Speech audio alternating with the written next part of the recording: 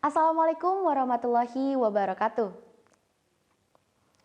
So suicide is quite low among the primary causes of death in Indonesia. But it illustrates a hefty problem with the country's mental health system. We all know that new cases continue to make headlines, including one of the articles I've read on the internet lately about a boy, a high school student in Jakarta, who was very desperate to end his life by committing suicide. He drank a sodium nitrate liquid at his home early on the 7th of March. Well, mental health reform, however, will be a tough task, considering 30 million of Indonesians aged over 15 experience mental health problems, while nearly half of them suffer from depression. And if they're not provided sufficient psychological assistance, the suicide rate could rise sharply. But wait, before we continue, I'm Salwaa Assyifaa, and I'm from Smat Krida Nusantara, standing here in front of you all to talk about mental health. So what is mental health actually? Ladies and gentlemen, mental health is a heavy and hard topic to be talked about, especially with teenagers who might only have small but first-time problems. Mental health is also often considered as an inappropriate topic to be talked about either at school or at home, because it also often leads to fights and unrelated arguments. And most consider mental health as a not important lesson to be talked about. And this is one of the reasons why teenagers don't even want to speak out about their feelings to their parents or their teachers, because they're scared. They're scared of being seen or being judged as exaggerating small things, when these small things are actually happening to them. You know, depression, anxiety, and other mental health problems do exist in this world. And there's no such thing as exaggerating small thing, not close enough to God thing, when these things might take lives. Not only one, but thousands. When are the elders going to realize that these things are happening to the 77% of the world population, and 703,000 of them got their lives flown to the atmosphere of this horrible world? When the World Health Organization has already been campaigning it for, I don't even remember how long. But why? Why don't we start educating these things to the youngsters to minimize the worst possibilities that they might commit?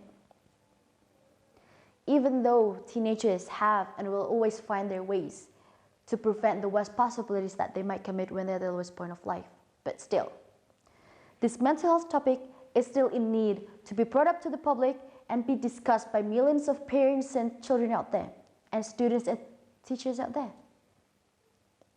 Teenagers have their own runaways when they're at the lowest point of life. They have many ways to make them forget about the problems they're facing at the moment. You know, one of my high school friends told me that she got problems at school. She got unfair treatment.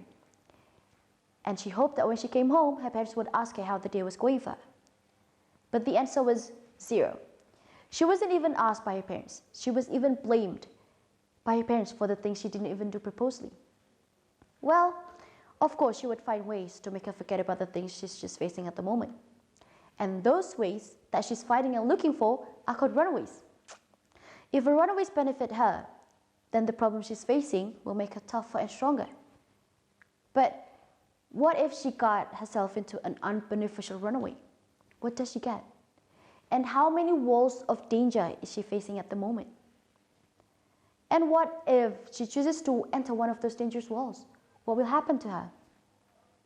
Well, ladies and gentlemen, of course, it's harder to help those who are already in a stage where they think that if I'm gone, my surroundings will be happy, than those who think that I will succeed and pay those blabby mouths who underestimated me when I was at my point of love. But it's not impossible though.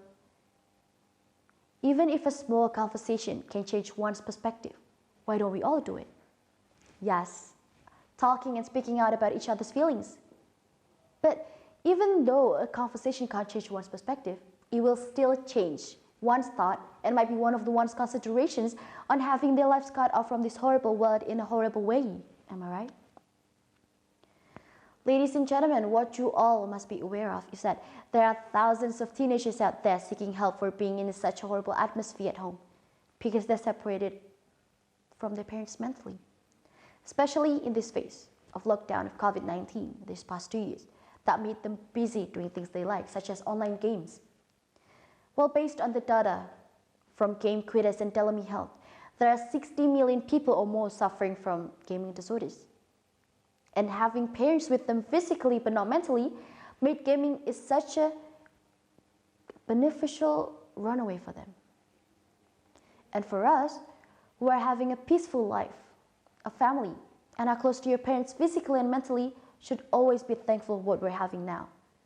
And don't even spare a second being ungrateful for having these wholesome things in a one-time life chance.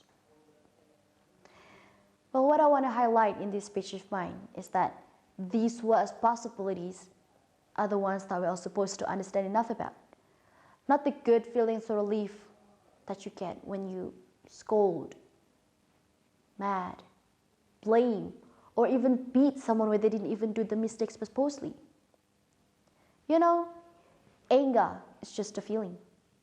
Sad is just a feeling. Feelings come and then they go. But memories, they're stead, are staying and will always stay. I'm Salwaa Assyifaa and I'm from Smat Krida Nusantara. Wassalamualaikum warahmatullahi wabarakatuh.